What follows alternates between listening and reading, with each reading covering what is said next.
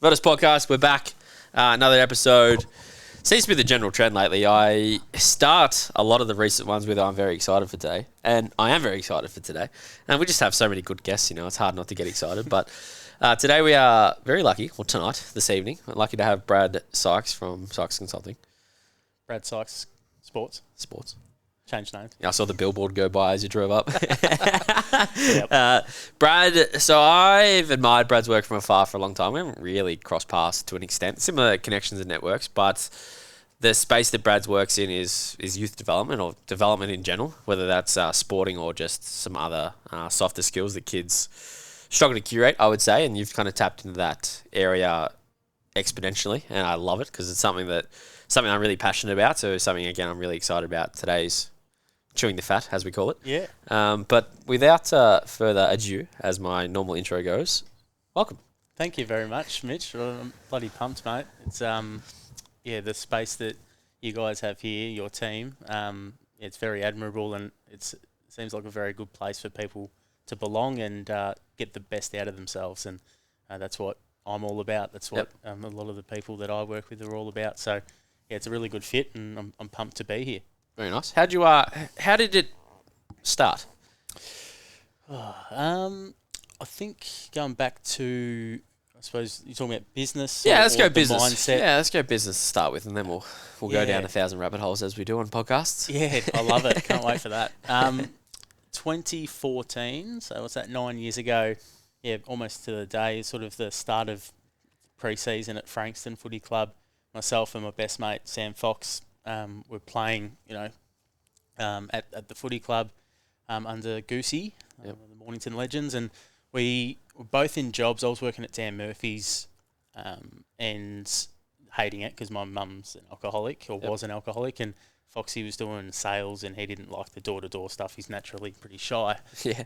So it wasn't his fit either. So we just thought, what can we do? And April holidays were coming up, and we thought, why don't we run some holiday clinics for kids to get them active and having fun, and weren't charging much at all. We're living with a couple of other housemates from Frankston Footy Club as well, and we it wasn't sort of about the money, of course, but it had to be down the track if we wanted to quit our jobs. So just started small, and then June, July got bigger, September, and then Foxy went on to the St Kilda Footy Club a year or maybe 2 or 3 years later, and then I was really passionate about what we'd built, and it sort of grew from there. Then working kids with autism as well. Because it wasn't just about kids who naturally love sport. It was about how to curate a good environment for kids who naturally don't gravitate to team sports because maybe inclusion's quite tough. And then the elite pathways as well. Like, very passionate about trying to get the best out of kids and the opportunities. So having some good role models to look up to, whether S&C stuff or whether it's mindset. Which Taylor, my wife, is really, really good with. So, it was just sort of 9 years later. It's happened quickly, but at the same time, it feels like a lifetime. It's interesting. Virtus started in 2014 too. Yeah, nice. He started out of his shed back in the day, and we moved into here, still the same space, in 2015 from memory. So, interesting. Same time. I didn't know that, actually. There must have been some big full moon. Well, Lockie and Sam and Foxy know each other, I think. I presume from junior footy. I think they're actually the same age. Yeah, they're the same age. So they would have grown up playing rap and interleague and all that stuff at the same time. So as we said at the start, a lot of our networks cross over. Yeah. Community, sport is amazing. I just did a session this Arvo with a kid. He goes, I think my teacher knows you. He goes to Pearcedale. He plays at Pearcedale, and I'm like, isn't that interesting? And I've heard his name as well, but obviously Bomb Beach and Pearcedale, different divisions. But sport just connects people. So does the Peninsula. Cool. Yeah, and the Peninsula. It's big, but at the same time, it's so small. Everyone knows somebody who knows somebody. Yeah. What's the main makeup of your business look like? Gee, I'm still trying to figure that out, to be honest. I think a while ago when there was opportunities sort of coming, and very grateful for good opportunities, like the sort of the 4 pillars, or I like to call it the box, and I always like going outside the box, and I probably spend too much of my time there, but it had to do with healthy mindset. Had to be something that was good for me, but also the people I work with. Had to be youth. I typically think there's a lot of area for improvement and growth in people who are sort of under 20. I still love working with adults and still working on myself, and I'm 32. But I think that's the sort of area I wanted to be. Sport, I think it's a good connector and it's a really good segue for life lessons. And the fourth one is inclusion, I believe. Yeah. So I did a big deep dive like a couple of years ago, and just being very inclusive. So not if somebody has a physical or mental disability, like for me, finding a way for them to feel welcome, and not just going, no, I just want to be with the elite or the ones who want to, be a 400-metre runner and that sort of stuff. It's about, open to anyone, and everyone can improve always. So, yeah, that's sort of like where my work is, and then how it looks changes from day to day, which I like variety. I value variety. Certainty's okay. Like, I don't, we've got uncertainty in our lives at the moment with, what Taylor and I are doing, and that's okay. Like, a lot of people will be like... It's exciting. Yeah, I find it exciting as opposed to the opposite, yeah. Yeah. What are your main offerings? What's from like a product wise? What do you do? Gee whiz. bssports.com.au.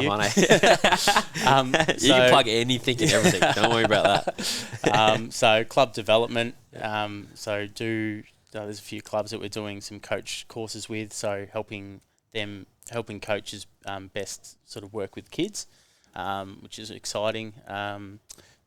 We did at Frankston High School yesterday. We did a mindset session, which is really cool. What a great school. Did you go to Frankston? Ground, yeah, Miles Stumping Ground. There you go. Actually, just finished up working there. Oh, nice. I've been there longer since I've been at Virtus, actually. So doing coaching, S&C, athletics, cross country. It's a great school. Yeah. We did a mindset mastery class in like the big auditorium there. It was pretty daunting. Impressive now, hey? Yeah. Yeah, I was like, whoa. I've done a presentation standing up in front of that going, imposter, I don't belong here. Well, yeah, that's something that Taylor and I, before all the year 10s walked in, we're just like, whoa. Imposter syndrome. Especially when it's empty. Yeah. You look at it and you go, that's going to be filled with people in a minute. It's nuts, isn't it? So that was cool. Like mindset, we love tapping into how, especially kids, like they really want other people's approvals. We all do, but in that formative years of high school, like it's so, where you're outside of what you can control is like what other people think of you, and that's just a place where can be really it's very impressionable too. Yeah, one way or the other. Yeah, exactly. Peer pressure and all that jazz. But so mindset, working with like on-field sort of stuff. Club culture is really big. Obviously, drugs and alcohol, mental health in general. I've worked a lot also worked with Outside the Locker Room, which is a not-for-profit. Did a lot of travelling. And don't know if you noticed, but Waste had some shorts on that had Outside Locker on them before. Oh, no, I didn't notice. It was just kind of a little nice connection that I thought, you might notice that. No, I was too busy looking at Kriegels on the TV. At the environment, and bloody India touching us up. But, bits and pieces, mate. Like, it's honestly...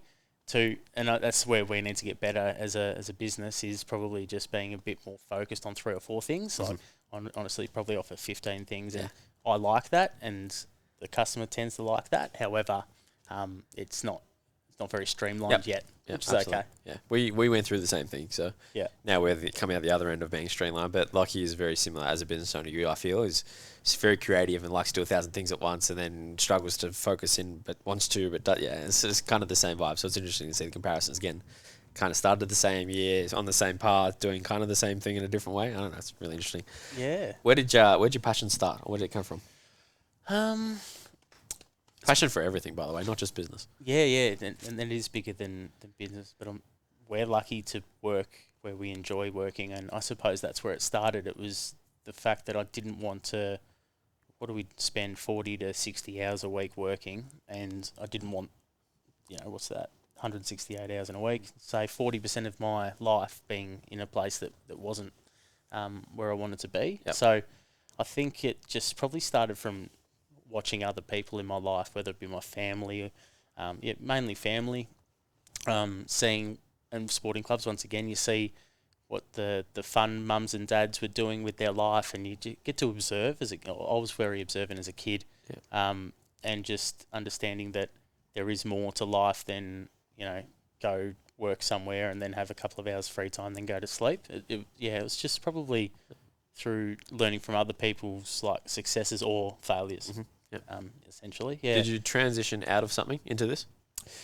Yeah, it's probably the outside the locker room piece. Yeah. Like I loved working in the mental health space with them, but at the end of the day, it was sort of wasn't my my main passion. Yep. And what they're doing, and Todd, the new CEO, have been doing is awesome. And I knew I always have to leave places that I feel is in a better spot than I left it. But that was probably the transition. I was able to juggle my holiday clinics with working in the mental health club, clubs around Australia before we couldn't travel. Yeah.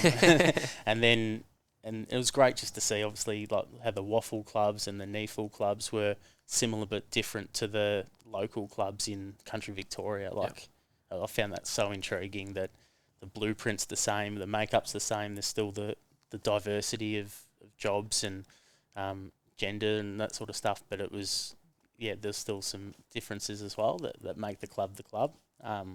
So the suburban footballer, I don't know if you follow him, like he does his reviews on every club, and it's just like you can feel, that's at Bomb Beach or that's at Frankston or wherever we're from. So, but that was the transition, I suppose, and lucky enough to work obviously full time the last 4 or 5 years, whatever it's been. Yeah. What's athlete Brad look like? I'm playing footy again. I saw actually. Yeah, playing a tie-up with Nip Nip. Yeah. Yeah. The Yabbies, and bloody pumped. We're going to have a good year, and it's just a great bunch of boys that I've probably been down to 6 or 7 sessions now, and actually just got a little bit, I shouldn't say this is the opposition, not that they're looking for me anymore, but just got an injection in my knee because it's I'm 32. Age is just a contract. That's it. But yeah, so it's okay. Like, I probably neglected my own. It's probably a good lesson throughout sort of my late 20s. Is like I started coaching straight after VFL, the under-19s at Bonnie, and just thought I could still do everything, like be on my feet from 8:30 till 12, and then try and play later that day. And so it sort of took a back seat so I could support others. But now, especially since Taylor's been really motivated with her fitness post having Harper, it's sort of gone, no, well, you need to be the role model. You need to sort of do the things that you're asking of your clients and people that trust in you. And I coach 17, 18-year-old boys now as well. So, so athlete Brad is improving, and I don't care if I get a kick. It's more so the effort I put in, more so than the outcome. Yeah. What made you want to go back? Well, I thought the commitment at Peninsula Grammar, the school, was a bit bigger. It's only sort of an 8-week season plus finals if we're good enough to make it. So really I can still play footy. So last year I was just like, no, I'll focus on coaching.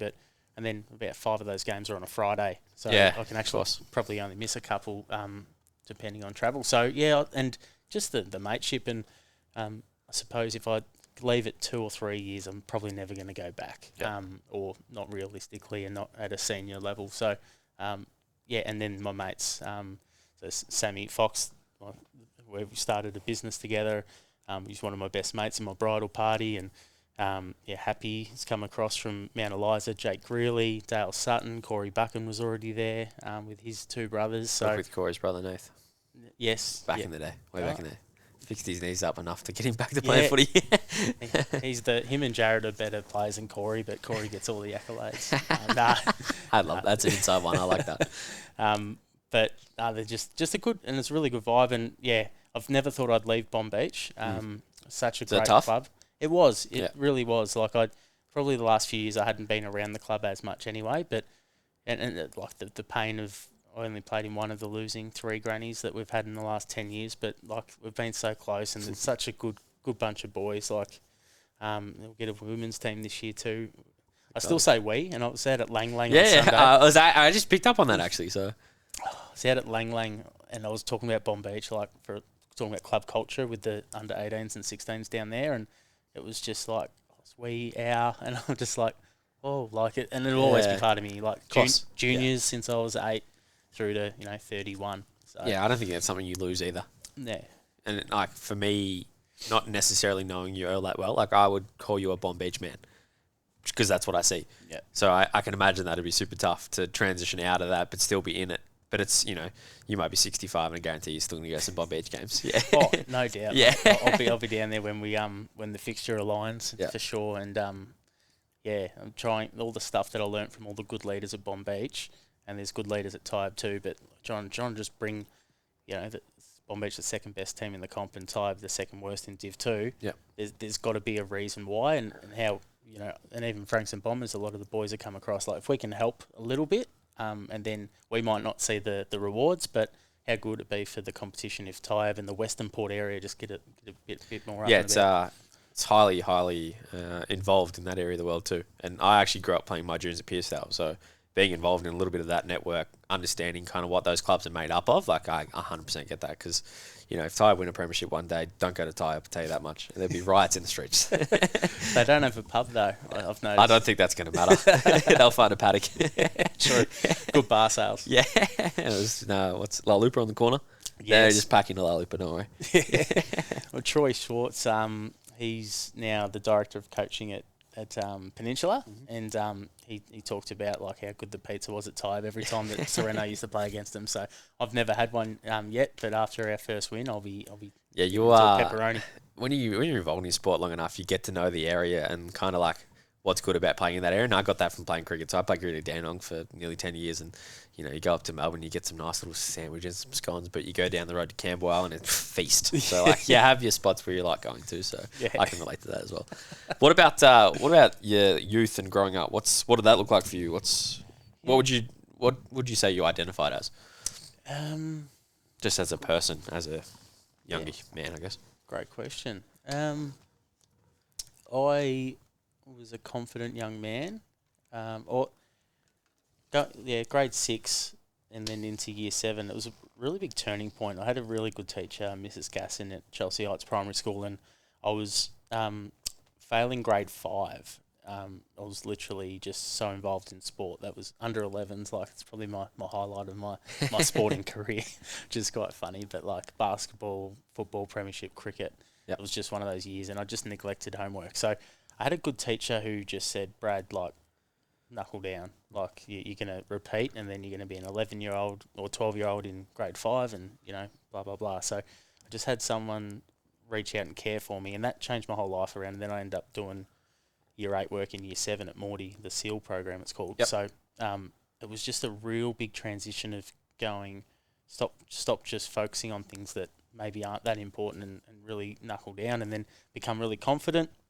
Oldest of 4 kids, had some family sort of issues, I suppose, through the teenage years. Like, no family's perfect, I know that, but it was a relatively tough time. But I put my energy, I suppose, more into things I could control. Talking about the what you can and can't, and then really got involved in community. I was really passionate about that, and identified as a confident person who wanted to help others achieve, and well-being as a team sport. I really learnt early on.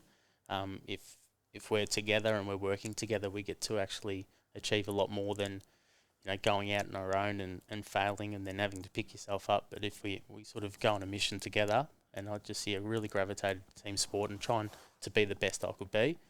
Really, it was weird. I don't know how it happened, or if I got some good influences in my life, but it just sort of happened. Like, I wasn't conscious of it. Yeah. I'm very lucky that I had some good support, and the community at Bomb Beach YCW, or Chelsea YCW it was called back then, and school, and mum, dad, I don't know. It's a great question, mate. It's interesting.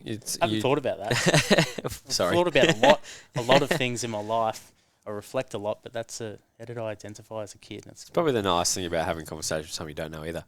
I don't know necessarily where you come from, what you were like, what you are now, even to an extent. So I don't know.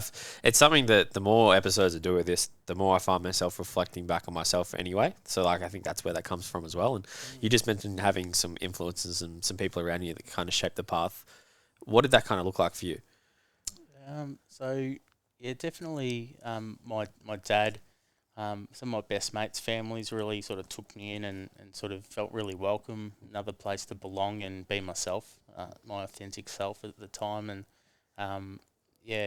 sport was just a and I suppose that's why I've just really made my life gravitate, or just sort of be the epicenter of what I do, because no matter what challenges you may be going through, or other teammates or families are, like, it was just always a place where you could check in regularly, whether it be Tuesday, Thursday, Saturday, like a senior footy club, or just playing domestic basketball as a under 11 premiership winning team like we were.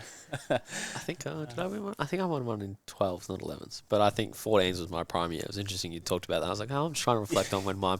I think 14 was mine as well. Yeah, So. and it's downhill from there. Like, it's so sad because I see my mates at Frankston YC have won like 1,002 premierships, and I still think. Look, I wasn't going to bring up YC, so I played YC for a few years too. So. Yeah. Oh, bloody! They're the benchmark still.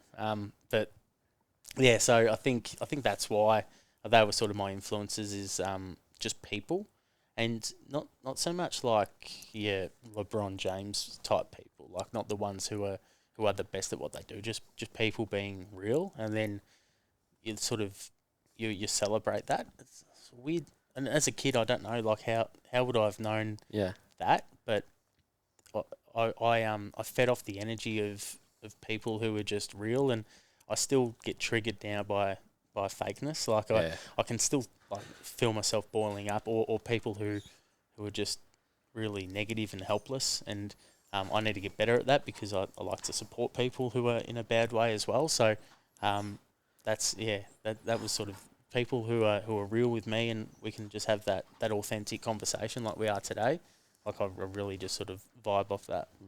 What was you mentioned under 11s being the peak of your athletic career? 20 years ago.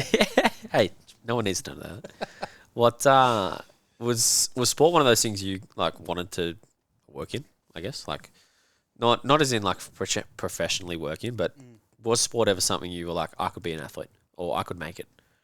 Yeah. I was good enough. I was told I was good enough as a kid to make it. AFL. My grandpa was quite good at tennis, Australian champion and stuff. So I had the pedigree, I suppose. I was quite small and slight as a kid growing up, but like sort of in juniors, you win your best and fairest and all that sort of stuff. So and then was able to play VFL when I was 18 at Casey, and sort of on the path of maybe getting looked at. But yeah, so it was something I wanted to do. I wanted to be Gavin Wanganeen, and I wanted to be a good role model, effectively, for my brothers and sisters, and then also for the next, like, without knowing, the next generation, and just if I was a leader at the school, I just wanted to be someone who people looked up to, and sport was the easiest. Like at assemblies, like they were the people who were celebrated. Oh, the district cross country or this or that, and I think that was like, that's how I'm gonna make a difference. And if other things were celebrated as a kid, if she won or he won the poetry award, maybe I would have gone into poetry. But at school and in society, sport people are probably celebrated maybe too much. But they were celebrated and still are, and I was like, if I can make a positive difference, that's how I'm going to do it. And when I didn't make the elite level, and I was still, doing bits of uni here and there, doing some teaching, doing a teaching degree. I was working at Dan Murphy's, like I said, and nothing was quite filled me up. And that's when, Sam and I both go, what are we doing with our lives? Let's do it. We're 23. Better do it now before it's too late, sort of thing. Actually, Foxy was only 21. He's 2 years younger, but yeah. What was the defining moment when you realised this is maybe not for me? Or period of time, I guess. It's hard to remember a moment 20 years ago. Yeah, true. Like, as a young kid. Yeah, as a younger kid, like when did you realise, hey, this is a chance? And then on the flip side of that, when did you maybe as an older 18, 20-year-old, something around that, did you go, maybe I need to find something else here? Like, do you remember anything specific around kind of like what that felt like? Because I guess like a lot of kids, especially when you talk about, sporting stars being celebrated and things like that, when they are role models and put on pedestals and things like that, and we look at it as kids going, I want to be that. And it's hard for a kid to go, maybe that isn't for me. I don't know, was there anything for you in your kind of adulthood or childhood as well that looked like? Yeah, there was the belief system that like to be a professional athlete, you need to be really selfish, and I think that's maybe why I self-sabotaged a little bit, not giving me a cop-out reason why I didn't make elite sport, but there is always reasons or excuses, and like I think there, like looking at and you do see it in basketball more so than AFL, like the me attitude, and then there's some like the individual sports people, UFC, like it's just like real ego stroking sort of.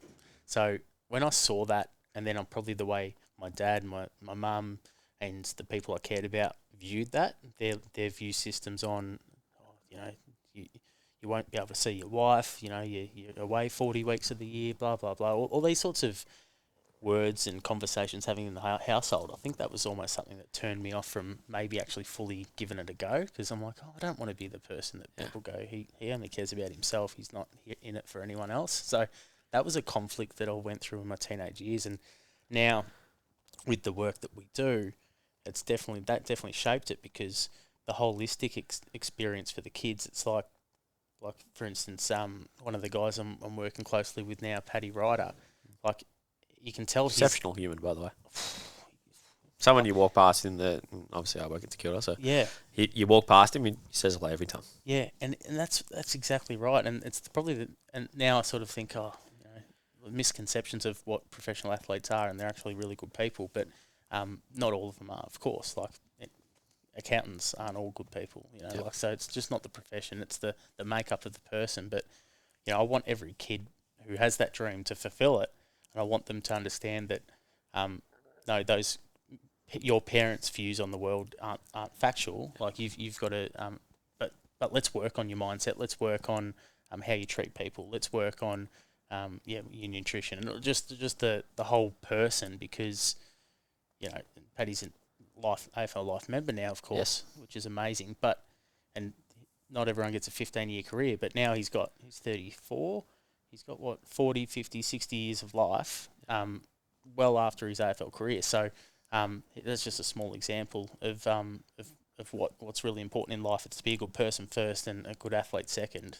If you can do both simultaneously, bang, awesome. What was it like playing VFL? Hard. I played only 4 VFL games and was on a list for 6 years, so got injured a lot.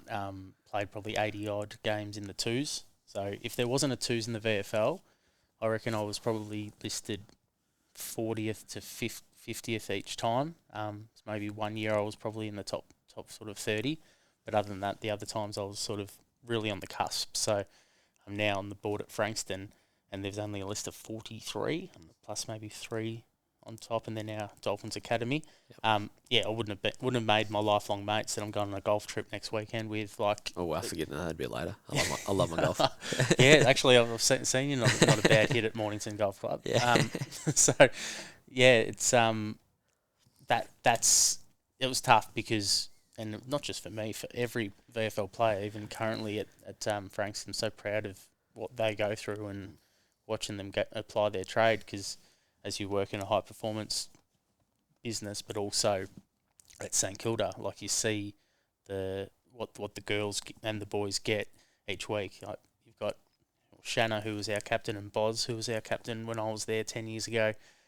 Both hardworking tradies who don't get massaged 4 times a week and don't probably hydrate enough because they can't, and all that sort of stuff. So so proud of being a part of a list that works probably 3 times as hard to get 95 times less money.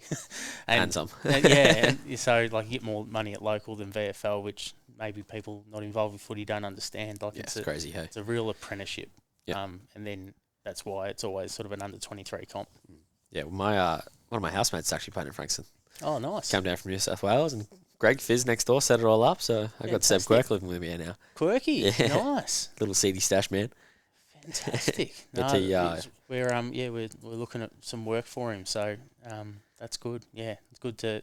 We'll have to meet him. Yeah. Got to put a face to his. I'm so graps. Yeah, he's GWS Academy. Yes. Yep. Yeah, GWS Academy. He moved down from Canberra. I think it actually might be the first time he's moved out of home. Haven't Yeah, seen he's him only cook much. 19, Yeah, isn't he? haven't seen him cook much. I'll tell you that much. Few, Maggi noodles will do, mate. no, not even. Few pre-cooked Woolies meals. Like he's pretty locked in with the nutrition, but I'll teach him how to cook. Yeah, fantastic. Oh, that's cool. I can't wait for that. And yeah, there's another boy, Riley Stone from the Gold Coast Academy too. So once again, real young kids, but real talent, and they'll love the VFL. Yeah. How do you reckon VFL improves? Say that again. How do you think VFL improves? How does it improve? Yeah. I think it's hard. It's a hard one because there's so much that goes into one of those programs, but also so little at the same time. Like trying to maximize the resources available, but also trying to maximize time. Yeah. Trying to still look after. If I want to talk about Frank Steele, like the men, like they're, as you said, someone on tools 10 hours before they go to training. So, yeah. How do you think that can change over time, and what ideal world would you like it to look like from an improvement point of view? Yeah. It's hard. I think and it's been tough. Like I've got to be really mindful of what I say. Of course. Just it's bigger than me. Yeah. Like just with the roles that we do at the club. But yeah, I think I'd really like to see more investment into the VFL program just from an AFL point of view. Of course. Just because the gap is getting bigger. Yeah.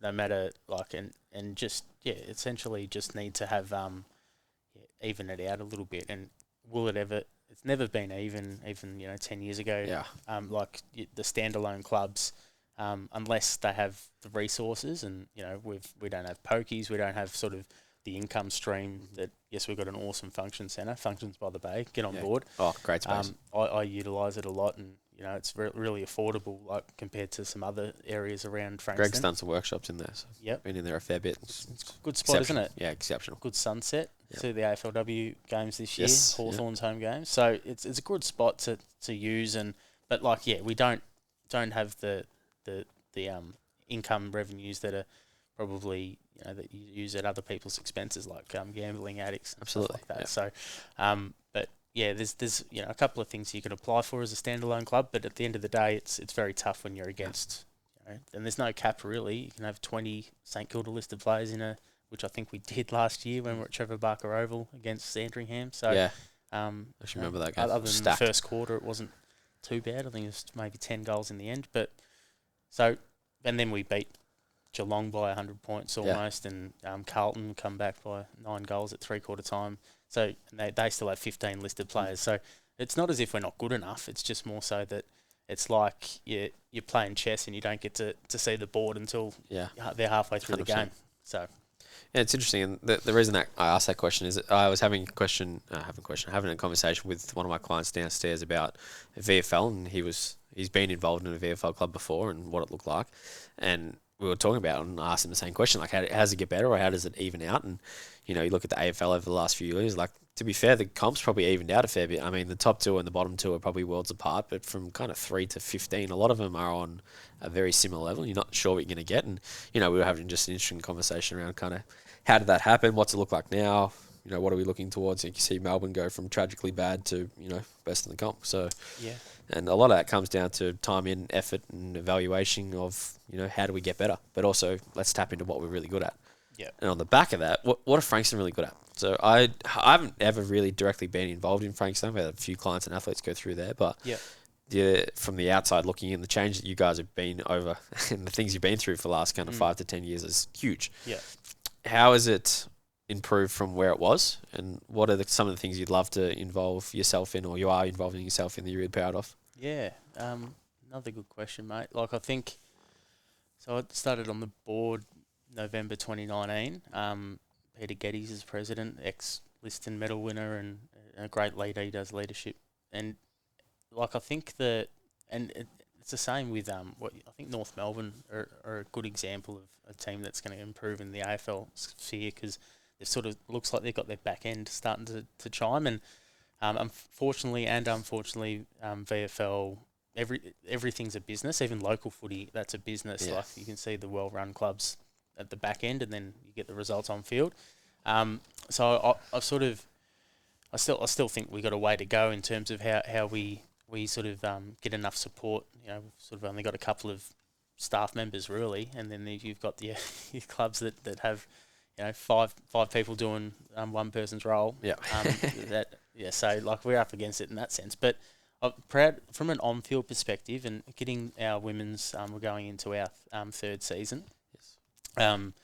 Sort of obviously off the back of COVID and that with the aim of obviously playing VFLW within the next 24 months, and that's been a real big plus because we made a real concerted effort not to sort of go after clubs that had already been established. Yep. So it's hard to get sort of talent, I suppose, when you're not going after the best 3 or 4 players, because at the end of the day they're just playing against each other, but with the mindset that we want to play against the Darabins and the other AFL aligned clubs really. Yep. So proud of that. The way that the boys in the VFL program has just gone up in professionalism, like what Steve Roberts brought to the club the last couple of years, what Danny Ryan, what Ricky Johnston has brought from motivational and just good experience and knowledge, and good people. Good people make good Yep, humans. absolutely.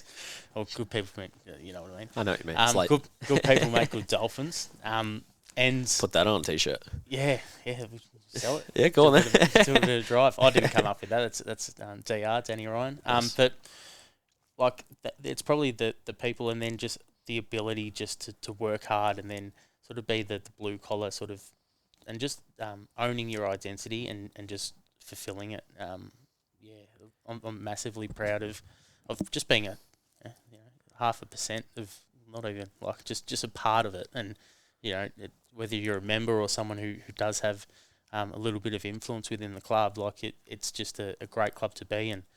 You see the lights from the moon. I was in Mordialloc the other day. I could see the lights across the bay. Like it's just it should be the epicenter of what is the MCG of the peninsula. Absolutely. And we need to start treating it like that. And as local clubs, we need to get around it. And New sponsor now, I believe. What's that? New sponsor now for the Oval, right? New sponsor, yeah. Kinetic. Yep. So still related to Skybus. So Kinetic, there you go. So they're the byproduct of the same Sure. business. Cool. So they see them on the back of the buses, and they're moving people. Very good. Exciting. What about the women's program excites you?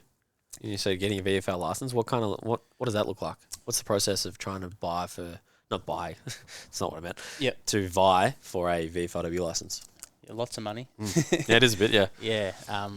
It is. It's a big process, and it's I suppose results have to go our way as well. So we need to be, we don't want to go into a comp that, one, for our girls' sake, losing by 100 points, but also just for the competition's legitimacy. So, and a lot of fundraising, a lot of effort from the back end, grants, that sort of stuff.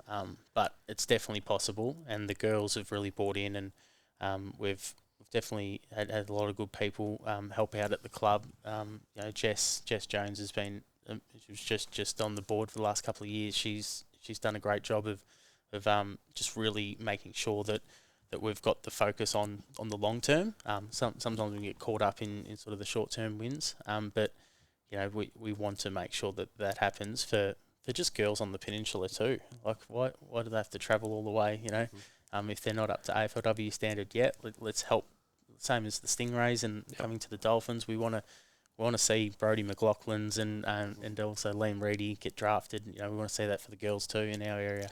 How many did you get drafted last year? Was a few? Two. Yeah, 2. And it's I don't know if there's any other local clubs any other VFL clubs who got 2. I don't know the stats.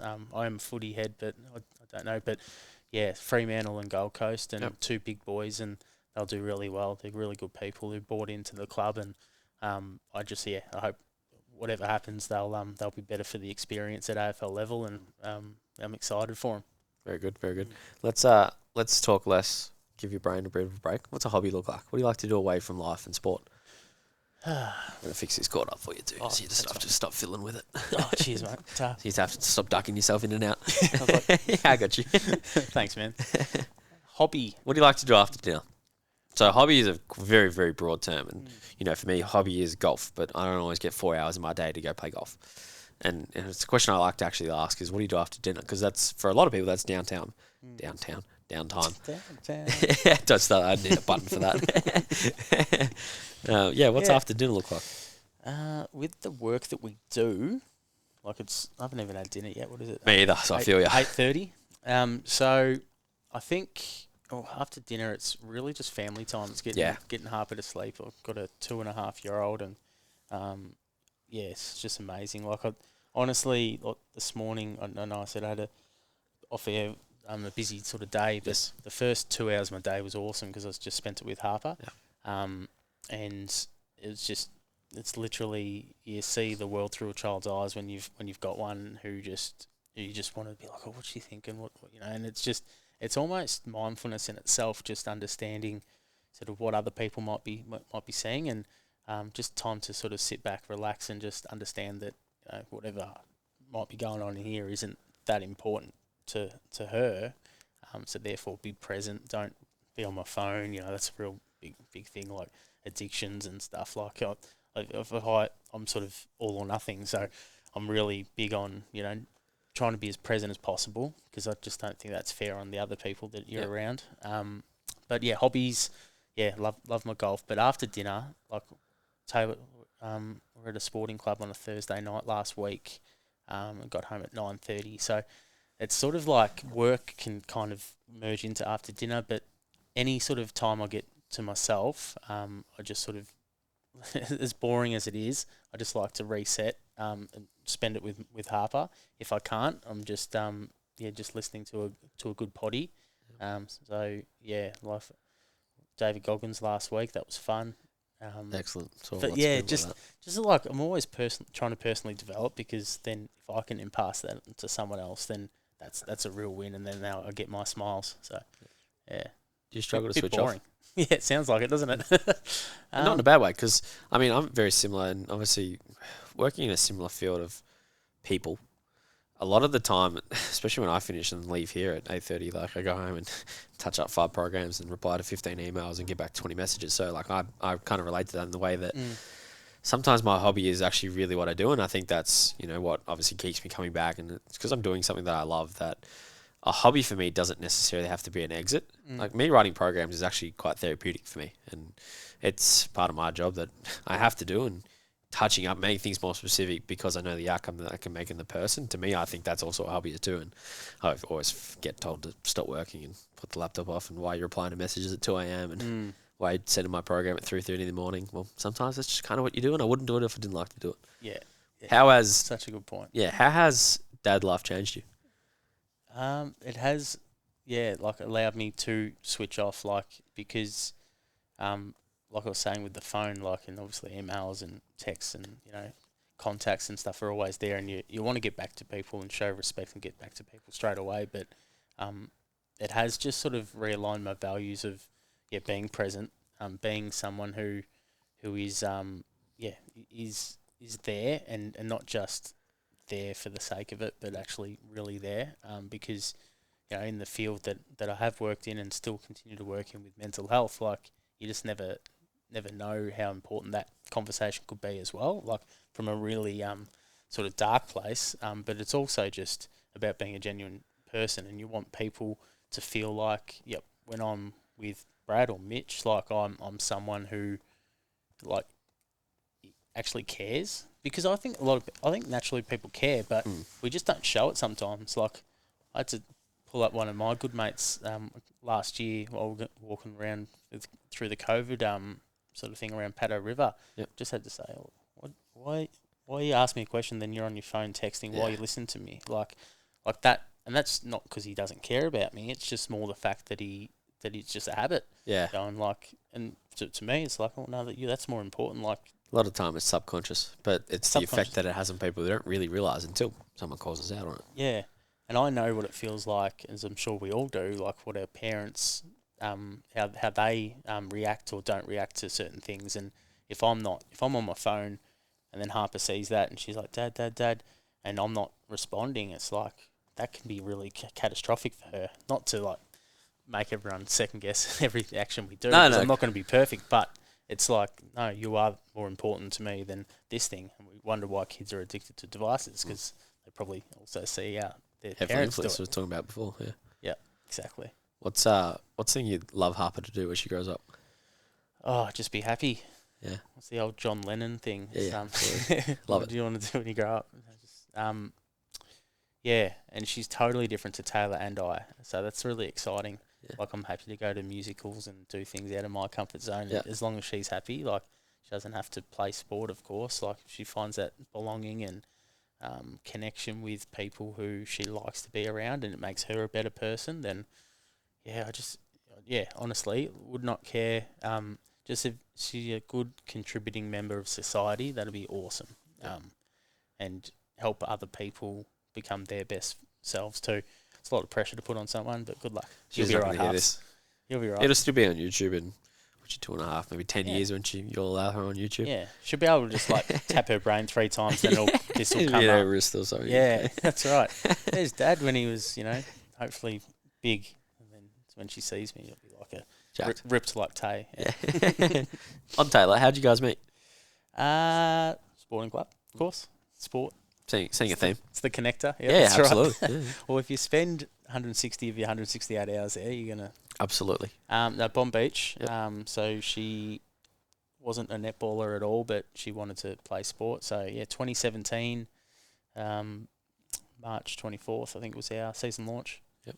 So yeah, I remember the night, and yeah, it was like it's really cool just to sort of see someone and be like, oh, she's cool. Like, she just had a different aura.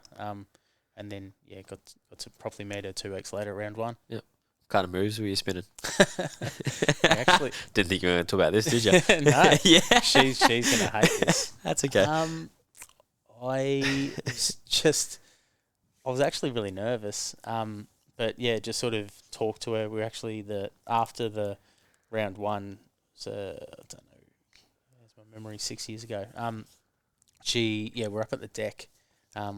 Before it had the nice roof, yeah. yeah, and it was a nice night though, actually. But yeah, we sort of just had a chat, and her friend sort of left to go to the toilet or something, so we actually chatted, and it was really awkward.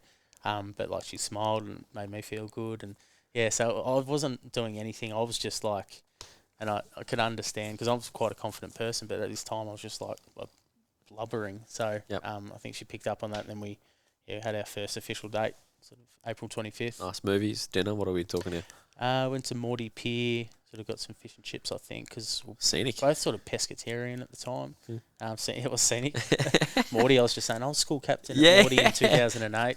He goes, I don't care, Brad. Glory spots, stomping grounds. Yeah. That's right. Like, I used to own this strip. So that, and then Southland Village Cinemas. There you go. It's always movies. Yep, it's always I, movies. I don't know. I feel like it's getting less common, but I feel like it's a great place. You don't have to talk for 2 hours. It's great. True, and you can think about maybe the first couple of convos you might have afterwards. Instead of dinner, you just like, don't eat. Don't talk when I'm eating. Don't want to look like, I've got food on my face. Especially the beard. Yeah, I know. Yeah, I feel you. What are some values or things you like? I mean, you love about Taylor? Authentic, like, just so matter of fact a lot of the time, but she's also very empathetic. So I love the way that she just she wants what's best for you, but she doesn't dance around it. So it's something I lack. I'm probably more of a people pleaser, and she's to some degree too. Like, she's quite good, but and yeah, how she makes me feel about myself. Like, but yeah, and everybody loves her. Like, she's infectious with her smile, and genuine heart, and wants people to be better too, and that's why she's a counsellor and mindset coach. Yep. Yeah. Yeah. What does her role look at for you? In our relationship or in maybe our business? both. Yeah, maybe both. And kind of what's that dynamic look like? Who's boss? Careful. She's if you didn't know, she's an ex-elite karate athlete, so she's definitely the boss. I've got a little karate athlete who I work with. And I say little, she's like 16, and I'm definitely scared of her, but she's so gentle and calm. I'm like, how do you do this for a living? It's even scarier. I can imagine, right? And she has an infectious smile too, so it must be a defining characteristic of a karate athlete. Yeah, absolutely. Guys, Silent assassins. The confidence of, like, I can kick you in the temple. Oh, 100%. In half a second. Yep. Yeah. And I won't, but I could. Exactly. Yeah. It's almost like the horror movies where you see the 4-year-old like kid and just like scared of like the innocence of that and like what could you do? Yeah, Like, I there's don't know. the potential. Yeah. That's all I need. That's right. It's all fear is in the mind. Yeah. But yeah, she's definitely capable. But nah, she's definitely the boss. She's the glue. What all mothers go through with childbirth. And then the ability to be so strong in tough situations. Like I said, we're going through a bit of change at the moment with things, and she's just amazing. So I'm very very admirable. And then in the business, she's the she strategizes. She, like you were saying earlier about Lockie and myself, are similar. Like, we like to do 1,000 things. She's a little bit more like measured and go, oh, why don't we just focus on this and do it well? And so she is a bit more realistic potentially, more than opportunistic or so. And then her like she's got the degree. She's someone who's really good to talk to people in really tough situations, which she's had to obviously in the job that she does, and she works at a high school too, which is really challenging. She's just a bit of everything. Like, I suppose with the business that we've got, like, we probably juggle 8 different roles. But she's definitely the PR and the IHS, and she's grouse. Awesome. What's looking forward? What are you excited about from both personal and professional wise for you, or for both you even? Yeah, just the future. Like, it's unknown, and I'm just honestly, like, I've never been sort of that, what are you going to be in 5 years person, because I wouldn't have thought that what we're doing now is possible. Like, Me too. Probably, Yeah, I feel I struggle to think past a year, to be honest. Like, yeah. And I don't know if that's just a block of me not wanting to know, but also I just don't think I want to. Like, I love sporadicness, but I'm also like a heavily planned person. So I don't know, I kind of bounce between a few of them, but I really, really struggle to look past. Like, for reference, I'm going to the States at the end of the year on a bit of a like solo trip with some mates, and potentially they'll join me over there, but I haven't really thought past that. It was like, oh, what do you do coaching? You're still going to stay at Saints. What's Virtus look like? I don't know. Tell me in 12 months' time, I'll work it out then. Yeah. Are you someone who bounces between that, or are you pretty just like take it as it comes? Yeah, I honestly take it as it comes. Like, and I think, not that it's wasted energy, because I think it's great, and we talk about goal setting with most of the sessions we do. So I think it's important to have broad sort of goals. If we get a little bit bogged down with the specifics, I know SMART goals are very important, like for mainly short-term stuff, but like, then you kind of, for me, I feel like you sort of miss potential other things that put you in a direction that may be better suited. However, everyone's different. So for athletes, you might really need to be really focused on something to get the best out of yourself. But if we're not open to new things or new opportunities, then we can really get stuck in an area that we don't want to be. Like, I'm sure a lot of our parents in that era probably didn't want to work in the same job for 40 years, but they did, because that's what was done. So I like the idea of, who knows, and just sort of adapt or die, Goggins. Amen. What's shoot for the moon goal for consulting for business? What do you want it to? If time, money, and anything wasn't a barrier, what would you love to do that you're not currently doing, or where would you like to end up, I guess? I'd love to do what we do in different states. I think what we can do can easily happen all over Australia, and then probably international. I'd love to travel a bit. Have you done much travel? No, not really. No. Just footy trips. Let's not get into that, shall we? No. I mean, we can, but my only really trips have been international, were footy trips. So haven't really seen many of the sights of what the great world's got to offer. So that'd be great. Bucket list, where are you going? Europe, sort of the France, not the party scene obviously anymore, but more so just the nice spots for, especially if we can do it before Harper sort of settles into school. It'd be really cool to learn that language. Probably France, Spain, Italy, and even England. Like, just sort of an opportunity to grow and develop in a foreign area without you've got to sort of make it on your own a little bit, which, I love the support of people around us, and I love giving that support. But if you're there, then it's just like sink or swim. Just do it. Yep. Hope you swim. Yep. What about Shoot for the Moon business? We kind of got sidetracked. Yeah, That we rabbit did. hole we were talking about. Yeah, it did. I was just like, oh, let's do it here, do it there. I'm excited because from the outside looking in, like I love what you're doing. So like I want I want to know kind of like what you're looking towards. Yeah, honestly, it's just about sort of taking each day as it comes. Yeah. How many more cliches can I put in? As many as you like. It's a football thing. It is a football thing. I watch too much of the media. I was never media trained, which I regret. I wish I had have been.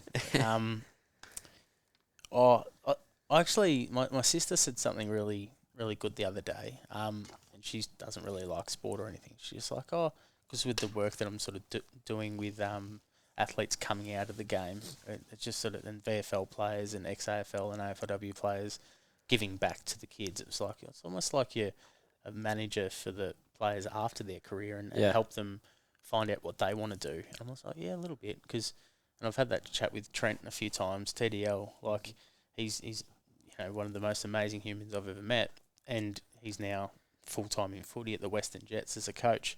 And he got nabbed. He did get nabbed, and yeah, he's great at St Kilda too. And just like I just love having conversations with people who have been elite at what they do. It's been taken away from them, and then like, well, how do we bounce back? What do we do? What does life look like? So I actually, from a Shoot from the Moon point of view, it's pretty small, I suppose, but I love helping others bounce back from setbacks. So if I could do that on a bigger scale with people who really need it, so whether they're unknown from a person or whatever, but yeah, well, let's go global. Why not? Let's go to space this year. Go on then. Shoot for the moon. Yeah. Literally. Yeah, that's cool. What about you? I don't know. I mean, You're going to the States already? Yeah. For work or pleasure? It depends. Are you my tax agent or? No, so I've been over to the States. This will be my 4th time going over. And I really enjoy traveling. I love traveling. But for me, as much as I like the leisure of travel, I really like meeting new people, having very similar conversations to this. And how I kind of got myself around last time is I went in 2018. It's actually just before I got the Saints job. It's how I got the Saints job, to be fair, actually. I went in 2018. I gathered up a bunch of connections from going to seminars, listening to presentations. Instagram was going on a smaller scale than what it is now, but I would always, whoever I wanted to connect with, I would say, hey, love your presentation. Hey, really enjoyed it. I was in the crowd. And then I'd ask a token question or two of, what are you currently looking at, or what's some room for improvement? Just something around those lines. And then before I went over to the States, I would reply back to the same thread, whether that was Instagram or an email, and say, hey, I'm coming over. Can I buy you lunch, or can we grab a coffee, or depending on who it was, can we grab a beer? Yeah. And like, I would just go down and have similar connections, very similar to this. It's just, hey, I want to have a chat. Just want to kind of meet you kind of vibe. So I did that last time. I definitely want to do more of that next time I go over. And lots of people think I'm going to stay there, but that's undecided yet. So for me, I don't necessarily have a shoot from the moon. Like, I mean, I'd love to see this place go 8 times the size of what it currently is, because I think the things that we do here and the systems and the processes we use are very, very scalable.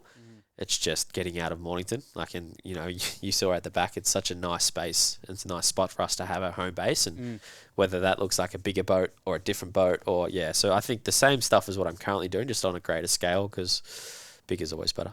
Yeah. And like, we have 150 members here.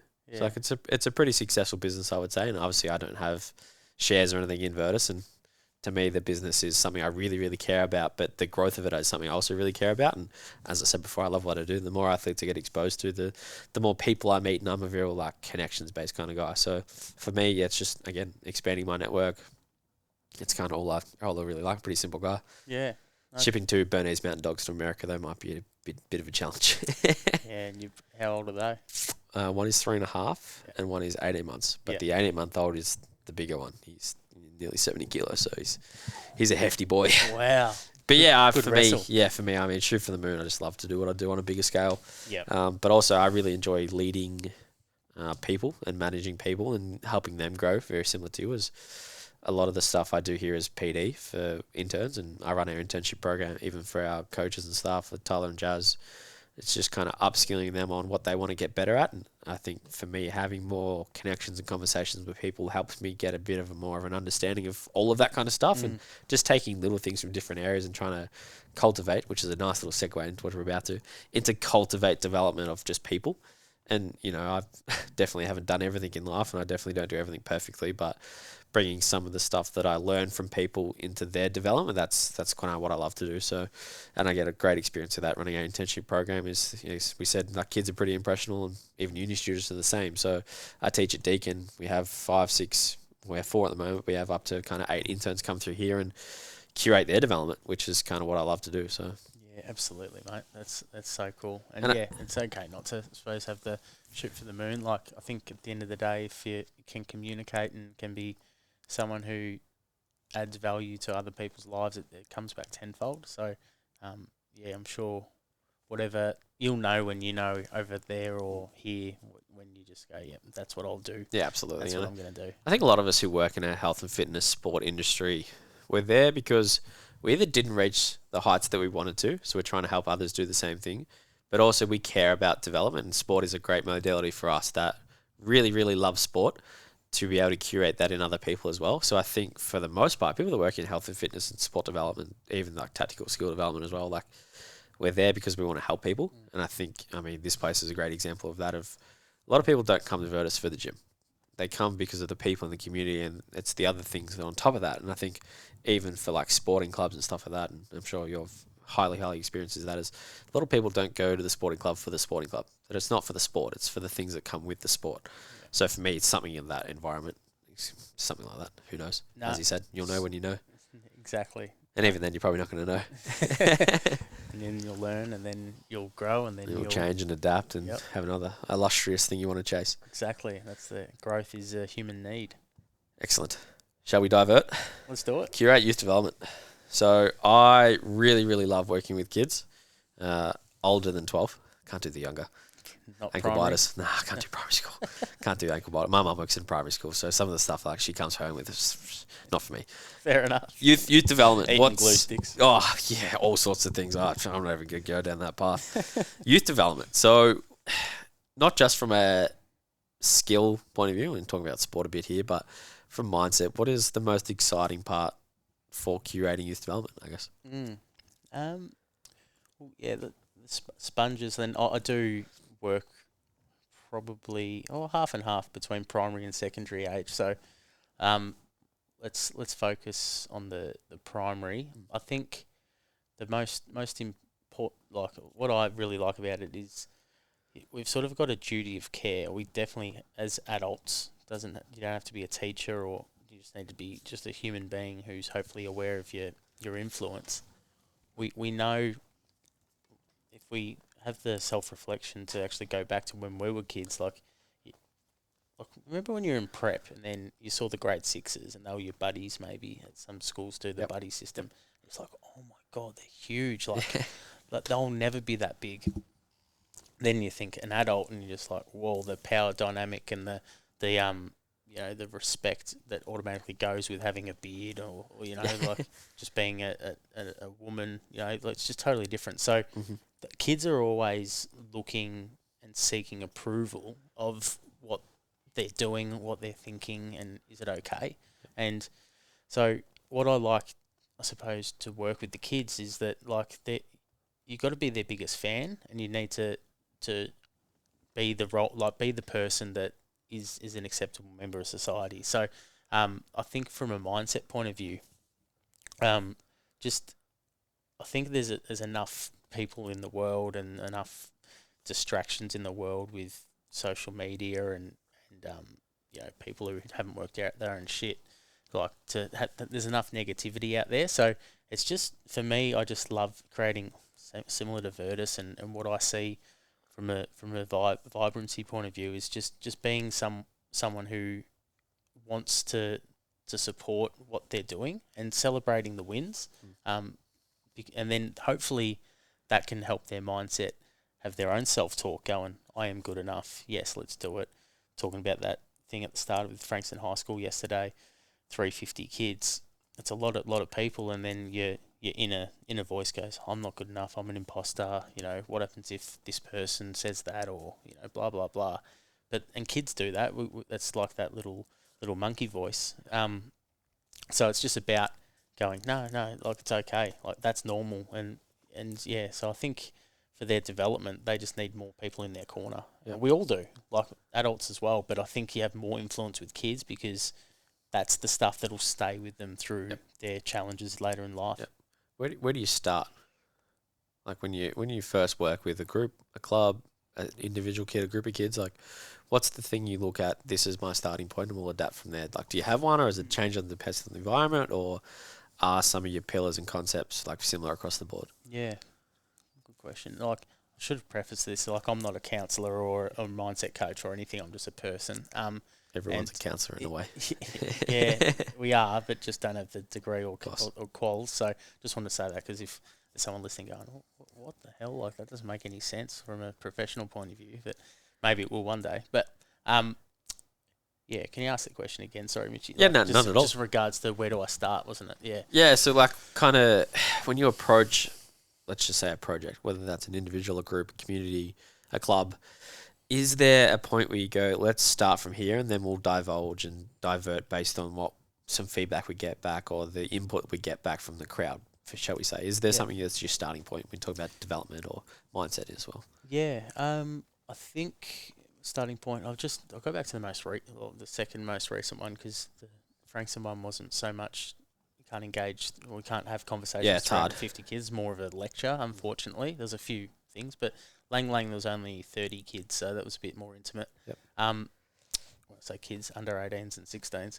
And you start with being vulnerable, I think, and being honest about who you are. Like, you don't want to go up there and say you don't want to go, I did this and this is really bad about me and all that sort of stuff. It's more about feeling the room for sure and understanding and doing a bit of your own homework in terms of like who the people are at the club, if we're talking from a club culture point of view, and then just being honest. And the more we sort of put ourselves out there and say, like I wet the bed till I was 12 or whatever it might be.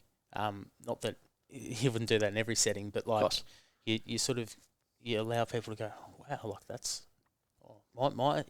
he's got issues, I've got issues. That's okay. Like there's that sort of offering, and that's where I always start. Is just like if I'm real and people can tell I care, coming from a place of care, then I know from a mindset point of view, from the crowd or the audience or the what are we there for? We're there to create positive club culture. If you give permission to be themselves, then they're not going to feel like their mates aren't their mates because they're only 50% of themselves and they've got this bravado perhaps.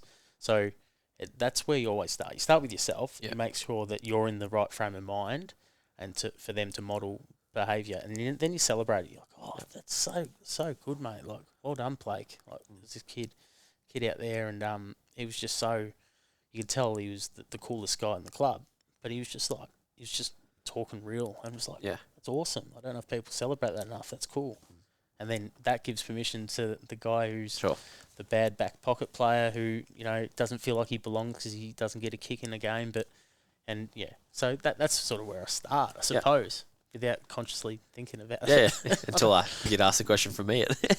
This is good for my development. Thank you. You're welcome. Performance coach. What's do you want to share your vulnerability? Like, where do you start specifically? Because everyone's different. Yeah, well, it depends on the setting. So mental health wise, I talk a fair bit about like there's a lot of clubs in the peninsula that have had us come out. So sort of talk a little bit about my experiences with my family with mental health and addiction, and then how that's impacted me, and the signs of me starting to go down that path, and understanding the genetics behind it, but also just the learnt behaviour, and then putting my hand up going, yeah, I did that. I lost X amount of money, and I did this, I did that, and just sort of, because it's true, and there's people who have maybe a perception on everyone. We've got this fake bravado, and social media is a great example of our highlights in our life. So like, unless you actually, there's so much power in being authentic, because then other people don't compare themselves to something else and something fake, and then we can be like, oh shit, wow, like that's I feel better about myself, and you're not sort of going to bed thinking you're less worthy of the air that we breathe. So yeah, it depends on the situation. Then obviously, if I'm with a 5-year-old kid with autism, that's not relevant or important. So it's always dependent on their You're situation. trying to shape the path for what they need to. Yeah, and you just want to give them what they need, challenge in certain ways, but also just at the end of the day, it's just you're doing awesome. Yeah, and it's really simple. You're nearly trying to give them a place to be a part of something that, again, they feel welcome in to an extent. Absolutely. Do you see a common theme with kids, especially nowadays, on things that they like really struggle with, and like some common themes you might find in some of your work? Common themes probably lack of social skills. Yep. In terms of, or they can be like anyone when things are going well, and we're both playing video games or we're both kicking the footy or playing dodgeball, like great, but when you get challenged, it's like what I find is the struggle. The struggle is that they don't know. I don't know if it's the word no, but they don't know how to compromise potentially. Sure. Yep. Like I find that, and maybe it's kids being kids, but I found it, and like everyone's using pre-COVID, post-COVID as like before Christ up, like like, and to some degree there's some merit in it, but I think the learnt behaviours of sort of looking out for yourself and it doesn't matter about anyone else. Like we sort of turned a bit the toilet paper thing when people sort of all bought the toilet paper and didn't care about the next person who had to wipe their bum. Like it's almost like kids saw that and go, yeah, all that matters is me and I'm all right, Jack, sort of thing. So I definitely think that when there's conflict, there's less and resiliency. Like unfortunately, like mental health has really taken a deep dive, and more people. I suppose we probably attract people who want to reach out and stuff, which comes with, I suppose, being a good listener or feeling like you're there, and I wouldn't change that for the world. But I just feel like there's a lot of teenagers and stuff that are just like, oh, life's too hard, and they put up the barriers a bit earlier than maybe what we did when we were sort of teenagers. How do you break down those barriers? Because I'm presuming this. I'm presuming a lot of people that come to you are ready to break down the barrier, but do you get exposed to people that aren't? Especially, probably take this from more of a sporting club, as you talked about that bravado before. A lot of people don't. It's not that they don't necessarily want to. It's just they're not prepared to do it now. Like, how do you curate that in a way of kind of saying, let's start the process of that? Yeah, because it's tough. Yeah, it is. It is. It's very similar downstairs in the gym. To be fair, like a lot of people that come to the gym are ready for change. It's reaching the ones that aren't ready to try and bring them along for the ride as well. Yeah, and if that it starts with awareness. If you work it out, let me know, because that's a good business idea. yeah, it's no, it's so tough. Like, I consciously, and there's this little voice in my head, I suppose, that goes, oh, something's not right here, like with that person for whatever reason. It's like an energy thing. Yeah, 100%. It's an intuition that you can't teach. Yeah, yeah. Well, yeah. Maybe we learn it, maybe. I don't know.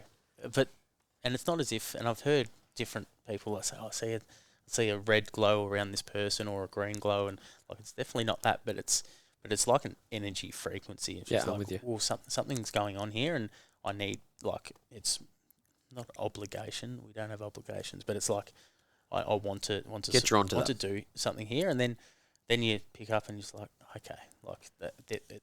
Then you feel like the tension in their necks just released, and it's like, okay, we're okay now. They're themselves again, and it can just be a bad day at work. It can be something a bit more tougher, but if they're not ready.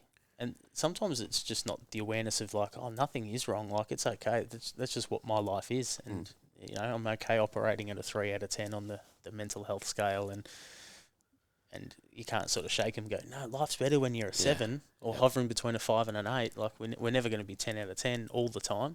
But there are some tools and techniques that can help us sort of hover in the better part of our minds. Yeah. But at the end of the day, sometimes we're comfortable being where we are, even if it is Yep, absolutely. pretty bad. Yeah, and I have this conversation a lot, and especially downstairs on the gym. Like naturally, I'm actually very like introverted as a person. Like I like my own space, but being on the gym floor, you want to create an environment that people want a high end, not necessarily a high. You don't have to yell at them, but an energy space where it's enjoyable and it's loud enough. But I'll play country music. I'll have mix it ebbs up. and flows. But for me, and I was talking about this with George today, actually around like, is there an area of you personally that you wish other people knew more about? So for me, like my background on that is like I am very naturally caring, but I'm also very much introverted. So a lot of it I keep to myself to an extent. And recently I've learned to kind of accept the fact that 3 to 10 is a good day. But also downstairs on the gym floor, you're going to have days where I'm not going to yell and scream. I'm just going to chill out in my own little world. Is there some things for you and your work, your life that you find tools and tips that can kind of help you ebb and flow through that space? But also, is there something about you and the way that you do life, personal or business, that you wish people knew more about, Brad? Kind of two questions there, I guess. Yeah. Kind of. I'll start with I that. diverted myself there. No, that's all right. I ran a podcast through COVID as well, and I had Lockie on as a guest actually. Yeah. And I know how tough it is to ask questions, and then you think of another one. Yeah. I was like, I think I asked this question to George, and then actually I talked about that with Mitch. Mate, it happens. That's the art of conversation. Yeah. So I'll start with about me, and then we'll go back to the other question. Yeah, tools and tips. Yeah. I think. Yeah, it's more not so about me. Like I think I don't, and I love a bit of poker here and there. Like, but I don't really have a poker face. Like, trust me, Taylor and my mum and the people closest to me, the females in my life who will really pick up on it. Go, yeah, and I like when you're not happy with someone or some situation. So if I am vibrating at a high frequency and I'm up and about, like, that's me. And if I'm not, then that's okay too. But and I think that from a other person's perspective, I sometimes try to think about that from you. So if you're really quiet and you're playing your sad country music, and it doesn't mean that I've got to check in on Mitch because he's going through something really deep or whatever. Like it, and my favourite two artists when I was growing up was James Blunt and Teddy Geiger. Yeah. Teddy Geiger's now a girl. Yeah. But they're really good lyricists, and I really, and it's just like really, like they're really whiny, they're really soppy, and Taylor goes, I don't understand it because you're this person, and but it's sort of maybe it's a bit of yin and yang, and it's okay. Like we're never a version of ourselves 100% of the time, and so I don't think there's anything about me that I want people to know, but like it depends the relationship people have with me, but I'm just human, like like just we all are, and we don't we have our bad days, good days, and that's okay. Like it's I don't know what it's hard to tell what people think about me or you as a person, but if I'm a coach with the boys at Peninsula, like I know what I look up to all my coaches. I've been very lucky to have probably 8 really good coaches in my life from a football point of view, and you think that they know everything and they're nitpicking. They're going, oh, Brad missed that target or whatever. Like that's my voice, and I'm sure those kids think that when they've had a bad training session, going, oh, Brad's not going to pick me this week against Marcelin and and it's like, no, we miss things, we make mistakes. Like people in positions of power, like it's not. Yeah, it's normal. It's fine. Like we're human, and I suppose what I value is just honesty and good conversation. But the tools and tips to get out of a bad situation, or being 3 out of 10, I think is definitely just going back to your values. And there's a reason you're in that situation, and we like it's almost like things happen for a reason, and I'm not religious, and maybe one day there'll be things happen in my life for me to change my mind. But I'm the big believer in the power of me and us and the people in our world. And I think if we go back to our values, if something's a bit misaligned, it's like, oh, that's right. I haven't been spending quality time, with my partner, or I've prioritize things like,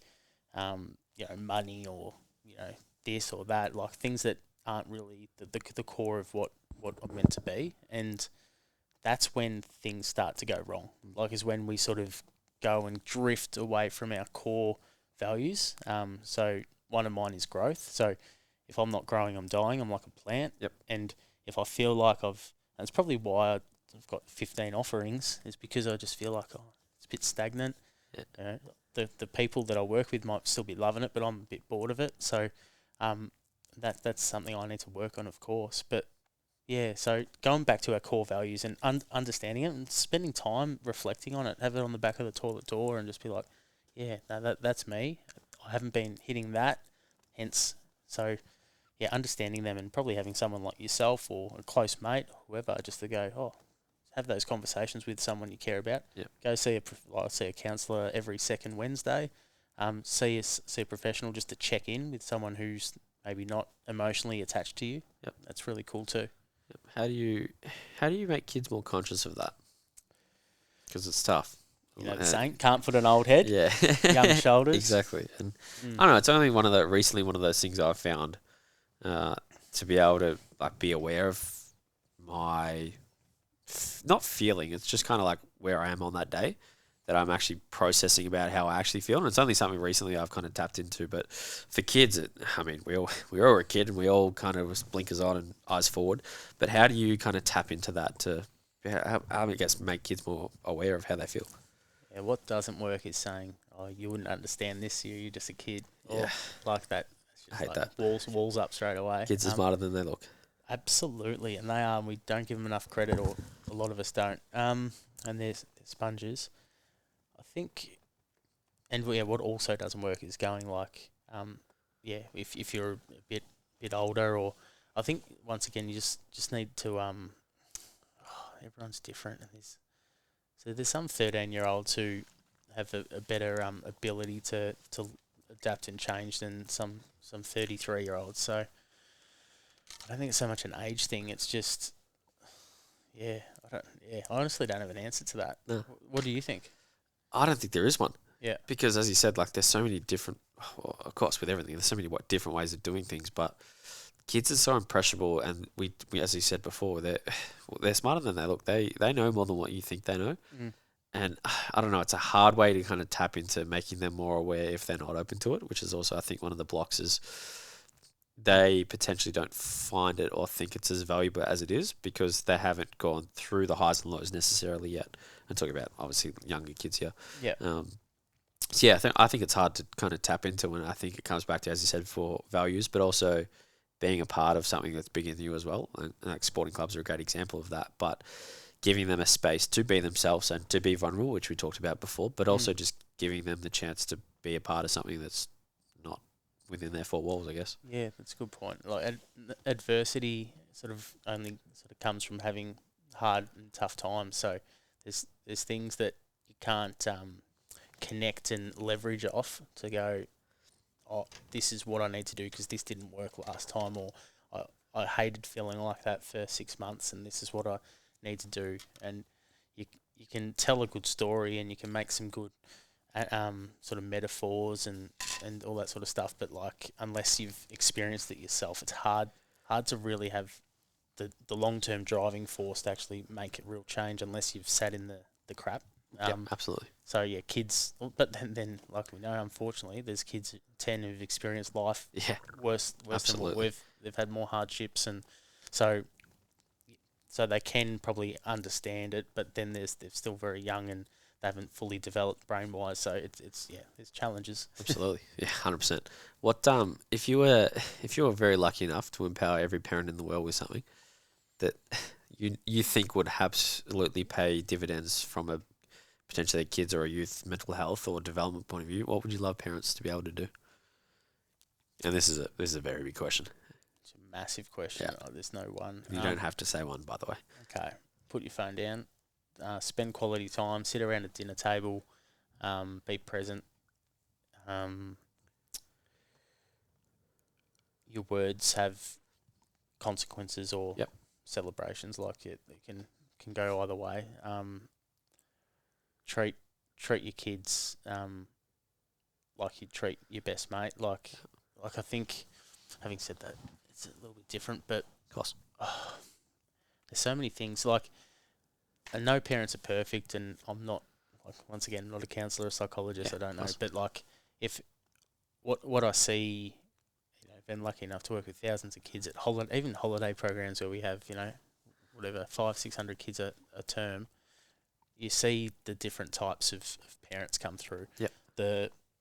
You're a babysitting service, or my kid's the next, Buddy Franklin, or Yep. and you just see the different types and different investment levels. Like, they're dropping them off and they're just more concerned about, I'm late for work, or Yep. and the kids feel that, and it's like, oh, you don't care about me, you don't, so I think just make sure that your kids know how important they are to you, because how you view them is how they'll view themselves. So if they don't think they're important when they're 9, they'll very rarely think they're important when they're 29. Yep. You show me a kid, you show you the adult, and our number one up until about 9 is our parents, and then obviously, as we talked about earlier, it's the influence of our friends, in our teenage years, and but our self-identity starts from how our parents treat us, or our guardians, our whoever we spend the most time with, who's an adult figure. So it'll just be literally treat your kids how you want them to be as adults, and you want them to be confident, well-loved, well-respected, because then they'll do that for themselves, which will therefore make sure they do that to the people in their lives when they're older. Excellent. Love it. We're going to finish on that note. I feel like I made a difference then. You did. And for me, you talking about that, I know it's something you're highly passionate in, like, you answering that question, like, you locked into that and you went off in your own happy space, which is why you're so good at what you do. Tangents. Yeah, no, but that's the best part it's why I actually really enjoy sitting on this side of the chair, is because I just get to watch the people just go to their happy place. And for you, like, that's something that, one, you love doing, and two, you're really, really good at it. So to be able to sit there and just listen to you talk for that was exceptional. So appreciate that. Thank you for the question, mate. I didn't know how passionate I was about that until you opened my eyes up to it. But yeah, I'll be looking for that again in April, and Yeah. we're having some hard conversations with some parents. Yeah. Hey, Nah, nothing it's wrong hard. with that. It's not my place. Nothing But wrong with that. if it was my place, that's what I'd say. Of course, I love it. What'd you enjoy about the last hour 25-ish? Just chewing the fat. Yeah. I was Alice, you were the Wonderland, rabbit hole.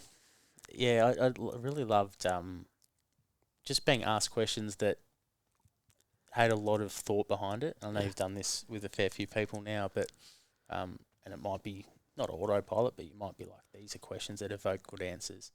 But I just love I really had to think and not just, it's not your sort of elevator pitch like, oh, this is this and this is that. Like, that's not what life is. Like, you gotta think. You gotta be conscious of why you do what you do and who you are. It's definitely one of the reasons why I actually don't like to send people questions before. Yeah. Because for a lot of the time, asking questions just flows on from conversation. Your job is to listen, pay attention, and shut the hell up and let them talk about something they call out, because that's why they're here. So I really, really enjoy asking thought-provoking questions. And to an extent, I like watching people squirm a little bit, because it actually makes them think, rather than, hey, what's your philosophy? Or, hey, what do you love doing? Or something along those lines. So it's nice of you to say that, because it's something I definitely try and do with kind of this space. It's a little bit different. It's great. Keep doing it. And there's even if the guests that you get on are relatively well known or not, like, everyone's got a bit of a story that can connect with a lot of the people who do listen. So keep doing it, and I'll be definitely listening to some of your other guests now, and just sort of seeing where we can connect, because at the end of the day, it's all about people and how we can feel more comfortable within our own minds, and that's really cool. You're providing a really good thing, mate. So well done. No, you are someone that was highly requested, and I know you're not gonna. You think I'm making that up, but I know. I have genuinely had 4 or 5 people ask for me to talk to you, so that's why you got the message the other day and said, "Hey, I want to chat to you." There you go. How's that make you feel? I'll pay them $50 each. Yeah. No, you've already paid them. What are you talking about? That's interesting. How do you go being someone who? How old were they? Around my age, so 26 and above. Okay, yeah. A lot of my friends and people I associate with are older, so yeah. From me to you, basically. Yeah, cool. There you go. How does that make you feel, being someone that people want to hear from? Good. good. Like it's interesting. Like, yeah, I wouldn't have thought. Like I feel like I am who I am. So, but having said that, like it's you're only who you are in the environment that you are. So you've created an environment where I've talked about things I haven't shared probably since like I was doing some mental health sessions with clubs, and you only sort of speak to 30 to 80 people at once in that setting. So this is something that I can sort of really think about and look back on and be like, oh wow, like this is your life sort of thing in a way, and then grow from it. No point. So yeah, having people sort of go, oh yeah, I wouldn't mind hearing from him. It's a bit weird. It is a bit, hey. Very weird. Anyway, that's cool though. Who's someone in your world you'd love me to talk to? To sit in this chair. Yeah. Or this one. I always ask guests if they want to pick their favourite side. Oh, that's right. To be fair, I think nearly everyone's actually picked that side, so I don't know what that is. I reckon I saw your computer and the guest Yeah, was on this yeah, I was side. editing a video when you got here. Yeah. Subliminal. Pew. Yeah, when you got here, I was editing a video, so maybe that played a part. Yeah, there you go. I reckon.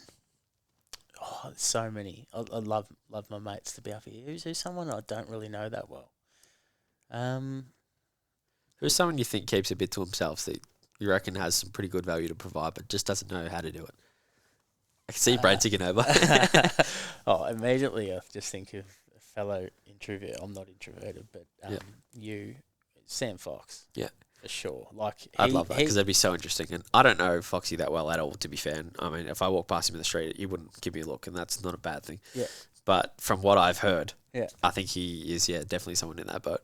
He's a very interesting human who has got the best heart. And, I did a potty with him and Foxy back mid 2020, just maybe before Lockie and Steve. Yep. And just like people got an insight into him and Trent then, but Foxy's like just so intelligent, so in line with his values, and someone who obviously succeeds. He's talented, but he's just a hard worker who does what he needs to do. So I reckon people would just be like, whoa, he's a really deep thinker for someone who might not seem like it. Yeah. He's just a footballer, but he's much more than that. I definitely got that feeling from when I started at Saints, as he was obviously working in the community side from what I remember. And, he was someone who's very infectious and everyone gets drawn toward, and there's a reason for that. And I would presume everyone loves him. Yeah. From the outside looking in, again, that's what it feels like. Yeah. He's been great at Tyab. He's great at Frankston. But, he's really stepped into the leadership and out of his comfort zone of being introverted. But he's got a lot of value. So, some of these questions he'd just knock out of the park, mate. You'd love it. I reckon he'd freeze a little bit and then go, shit, I actually have to talk about this now. He's probably he's very reserved and keeps to himself. But I think in an environment like this, you create really, really comfortable. And yes, there might be 5 or 100 or 500 people who listen, but at the end of the day, I don't know what your viewership's like, but if it helps someone or makes them reflect on themselves, like how good's that? And Sam would do that for that reason, I reckon. Excellent. Well, on that note, my friend, thank you very much for having a chat. Let's go eat some dinner, hey? Can't wait. Yeah, I'm so you cooking? No, I got my Muscle Chef meal downstairs because I knew it was going to go late. Seb Quirk said he's got 2-minute noodles. Yeah. Love it. Can't wait to get home and he'd be asleep or something. Thank you, mate. Appreciate it. We are out of here. Another episode of Virtus Podcast. Have fun listening to Lucy. Have a good day.